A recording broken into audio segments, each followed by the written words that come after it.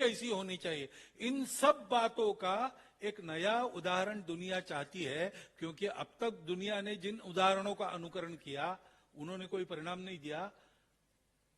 बीमारी और गहरी बन गई। अब आशा हम है तो हमको ये करना पड़ेगा। नीतिगत जो करना है वो तो उस दिशा में कदम बढ़ा रही है, हमारे नीतिकार वैसा सोच रहे, वैसा कर रहे हैं। सृष्टि के साथ क्या करना है इसकी भी बहुत जागृति हम कर रहे हैं, लेकिन ये सब हमारे आचरण में आना पड़ेगा, हमारे और हमारे कुटुंब की। ये एक जीवन का आयाम नया जुड़ गया, जीवन जीना, संघर्ष, जागरण के, उसके लिए जागरण के लिए सक्रियता, उस जागरण में जीवन का भी जागरण, प्रत्यक्ष जीवन व्यवहार, और साथ साथ जो बौद्धिक लड़ाई उस समय शुरू हुई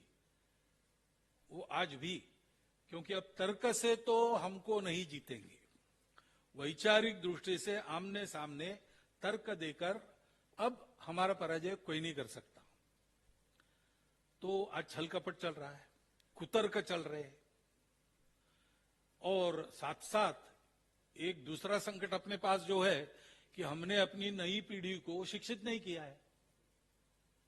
ये सारी बातें हमको जाननी चाहिए और हमारी नई पीढ़ी को बनानी चाहिए, क्योंकि मैं करता हूं बात, जैसा करमबेकर जी ने कहा कि 20-30 साल के बाद भारत को विश्व गुरु हम देखेंगे, ऐसा मैं बड़ा आत्मविश्वास से बताता हूं, हिसाब करके बताता हूं, कोई भविष्यवाणी नहीं है। परंतु इसका मतलब यह है कि और 2-3 पीढ़ियां सजग रहकर काम करने वाली बनानी पड़ेगी, आगे भी चलना पड़ेगा, लेकिन इमीडिएट 2-3 पीढ़ियां ऐसी तैयार करनी पड़ेगी। तो हमको ये जान के उन पीढ़ियों को ये देना पड़ेगा, तो उनको देना और इस छल कपट माया का प्रतिकार करना,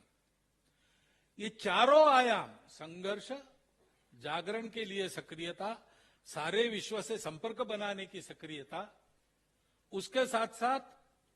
जीवन का उदाहरण, उसके साथ साथ हमारा ज्ञान बढ़े, हम उस ज्ञान का उपयोग ये जो तमस का अंधकार फैला रहे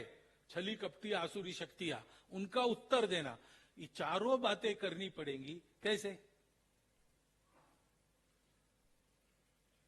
ऐसे जैसे चौगुले जी कर रहे, यह उसका महत्व है आज के इस